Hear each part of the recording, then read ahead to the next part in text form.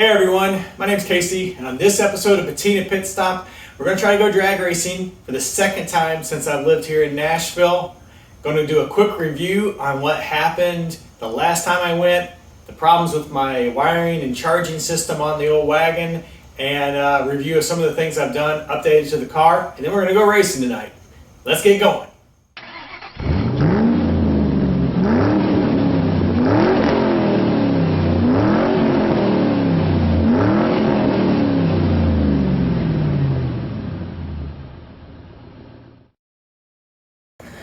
So racing Friday night was a disaster. Long story short, turns out my alternator was not alternating. So I rushed over to a parts store, bought another alternator, put it on, still not charging. So the wagon's got some sort of wiring problem, and it could be one of two things. It's a 64 Chevelle wagon, so the wiring's 57 years old. Probably, it's old, and the wiring that's not 57 years old was done by me. And I'm an idiot, so that's probably part of it too. So I'm walking from my apartment over to, I have two garages. One garage is way over there. I'm gonna go get the wagon. Hopefully it starts. Take it back over to my other garage. I kick the S10 out, see if I can figure out why, even with the new alternator, I'm not charging. The car is a mess inside. We're pulling wires apart. It's a long story. Apparently I'm out of shape because I'm winded just walking over to get the car. So that's good. What's wrong with me? Anyway, all right, so we're gonna get the wagon over to the working on stuff garage and see if we can figure out why I have no alternator. I have been messing with the wiring for about a week. I have all kinds of stuff tore up. I have checked my horn relay, my wires. I have rewired stuff. I have this stuff all tore apart. I'm looking at wires. What is going on? I called my dad, because I always call my dad when I'm in trouble. Someday that old guy is not going to be in this world anymore, and I'm going to be in trouble because that's who I call. He had a very similar thing going on with his 57 Chevy when he changed from a generator to a one-wire alternator. One-wire alternator. Remind you that I had a one-wire alternator on this car before. One wire here. This wire goes to the light. This is what turns the generator light off and on. I don't care about this, but I redid all the wiring to make sure that I had it all figured out. But my dad said, he goes, well, the other wire on his 57 Chevy is going here. And I'm like, well, that's funny, because I didn't have that before. I've had this car about 10 years. Kellum's helping me. Say hi. This was the wire, just like that. This was in here. You can see I've spliced it and plugged it. That is an old brown wire. That's like old school. Look at that plug. This was in there. This is all my car has ever had for 10 years. My dad said that this needs to be hooked up to here.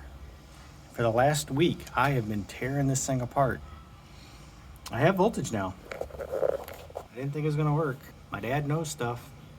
He fought his, and he had the same thing. He said that he hooked that wire up. He looked on the internet and Google and YouTube, and I did the same thing. I looked in all those places.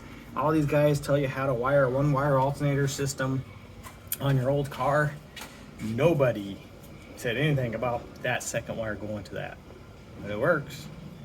I am so relieved right now. I was about ready to gut this wiring on this car because I thought something is grounded or a mouse ate something or... Look, I even had this book out. 1964 Chevelle shop manual. A buddy of mine at work gave this to me. Old Lonnie. Lonnie gave this to me. I'm serious, that's his name. And I'm looking at this stuff and reading stuff, and there's little squiggly lines on here doing stuff, and it goes to the horn relay, which that's what this is. This is my horn relay. That's got power to it. You see that spark? Yeah, I probably should turn the battery back off, huh? Yeah, I probably should. That's scary. Well, when it did that, Did you jump? How did you jump? Show me what you did.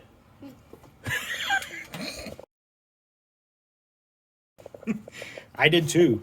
All right, so we got to hook that back up. Let's go disconnect the battery before we set anything else on fire here. Pull the car outside so we can show you some of the stuff I've cleaned up here. So now I got the wiring put back together. Got my horn relay back on. Got this wiring put back together. You'll see right here, a lot of these wires I wasn't using, so I got rid of that. Reheat shrunk that. Put this all back together.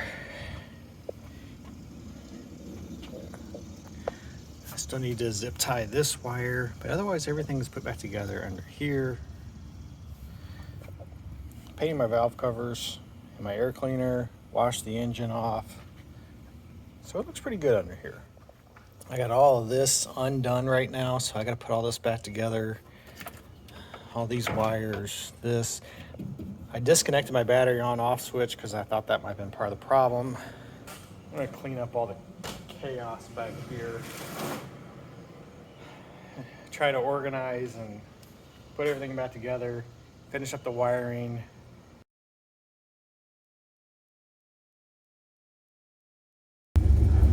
All right, first pass, Music City Raceway. Hopefully we can get some good runs tonight.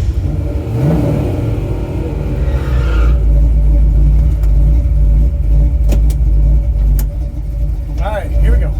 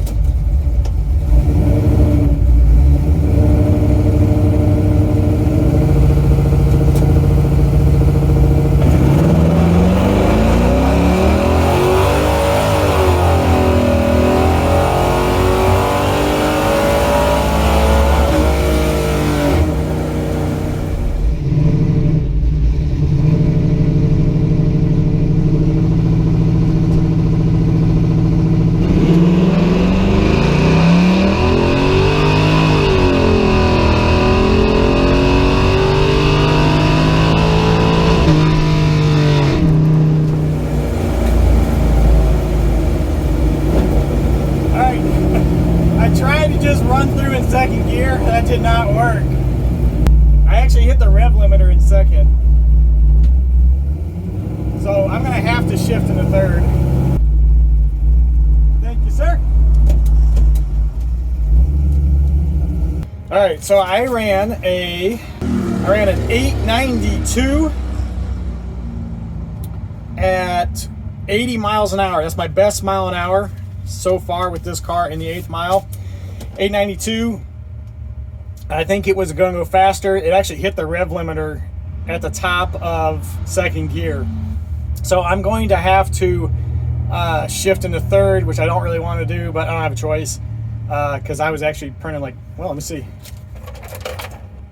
6,500, which is as high as I want to rev this thing. I probably can go. I mean, that's probably okay, but I'm not going to continue to do that. So let me clear my tack. The car did run good, which is good. So what I'm going to do, I had a 209 60 foot, so it's not a great 60 foot. I'm gonna pop the hood, cool it off, and then we're gonna make another run. All right, second pass. They told me I don't have to wear a helmet, so I'm not going to.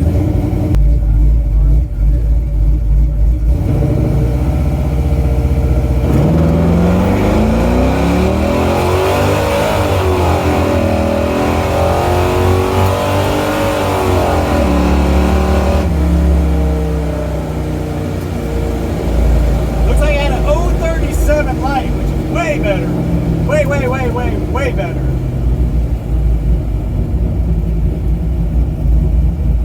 I did idle it up to like, well, I tried to get up to 1800. It felt like it did creep forward a little bit, but I'll take it. It feels better. Hopefully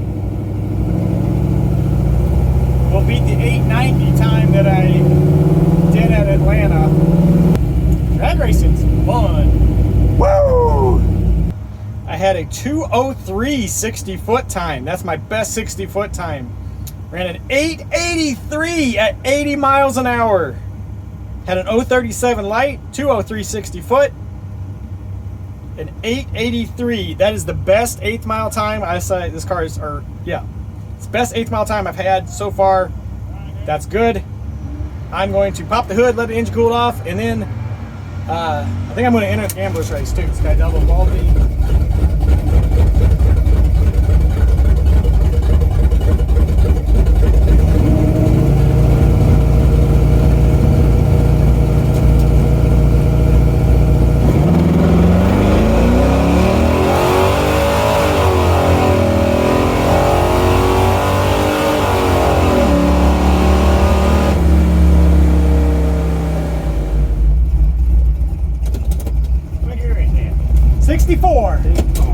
I figured 62, 63.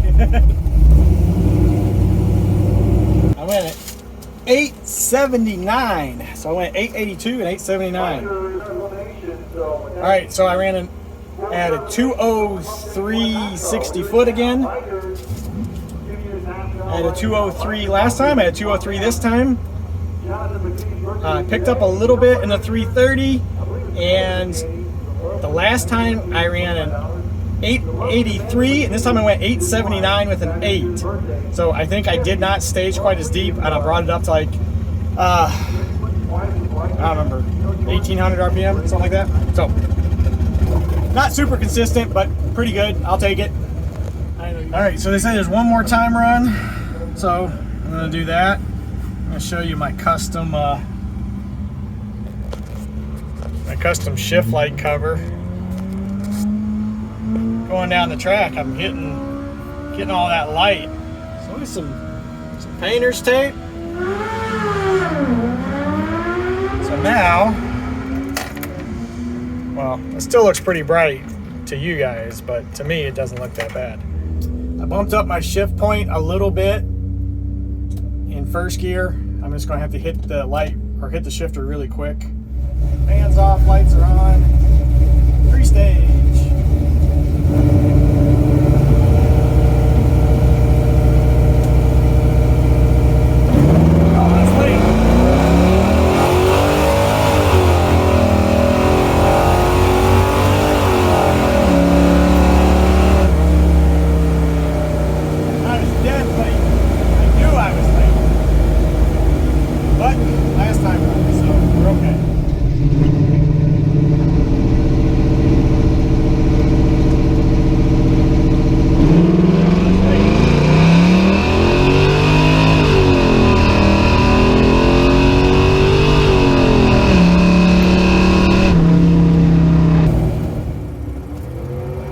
So I went an 884. 884 at 79. Turbo reaction time.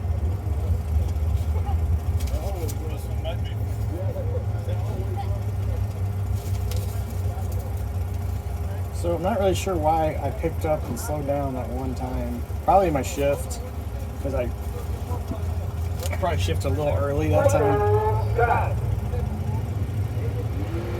So I'm gonna dial an 883 and not get a bad reaction time. First round, here we go. Alright, trying not to get a bad light here, Casey. I'm racing a girl in a yellow Mustang. She's good. She races here all the time. I gotta pee. Okay, first gear, fan off.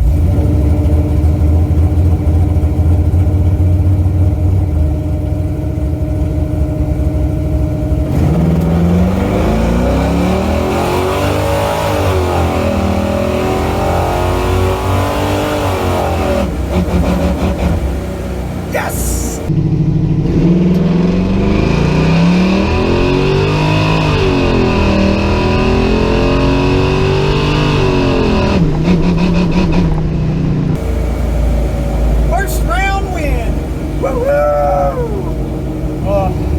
good. That feels good. That feels good. Good, good, good, good.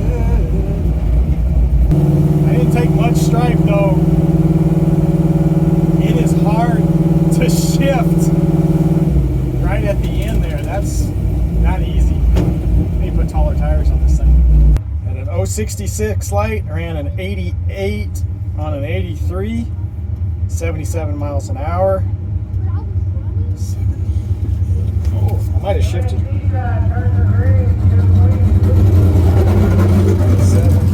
30. I don't think I would have run the number. I don't think I would have run the number, but I'll take it. I'm in it in 2 classes, so I'm in the gambler race now. 884 is my dial.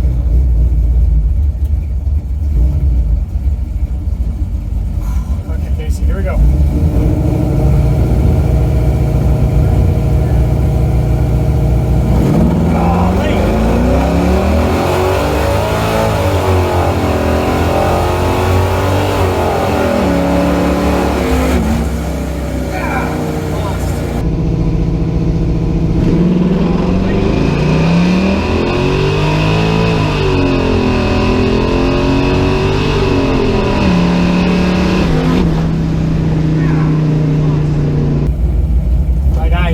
Missed the tree by a mile.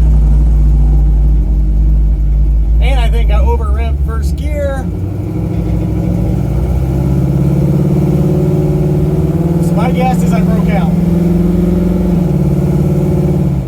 And it's hard to shift right at the 8th mile. 083 light, I broke out on with an 880. Dang. And I did blip the throttle at the very end. 083 light, which is not as bad as I thought, but I gotta hit first and second shift right, because that's definitely gonna screw me up, because that makes a big difference on what the car runs. And I think I missed it. So 204 60 foot, I ran an 880 with a 2 at 80 miles an hour.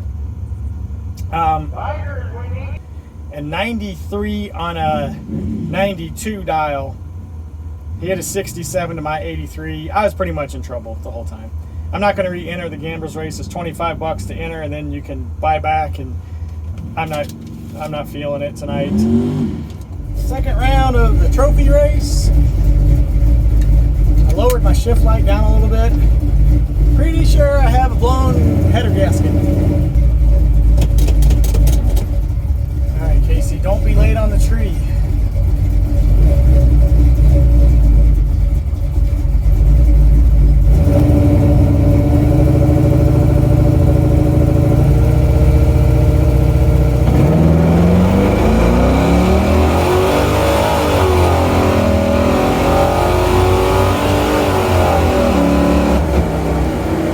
Damn it! I broke out. I know I did. I had way too much room. I even hit the brakes. Dang, Casey. I know I broke out. And I know I had a good light. 003 reaction time. Oh, I hit the brakes, but too late. On an 82 on an 84 dial. He was dead late, and I should have won that all day long.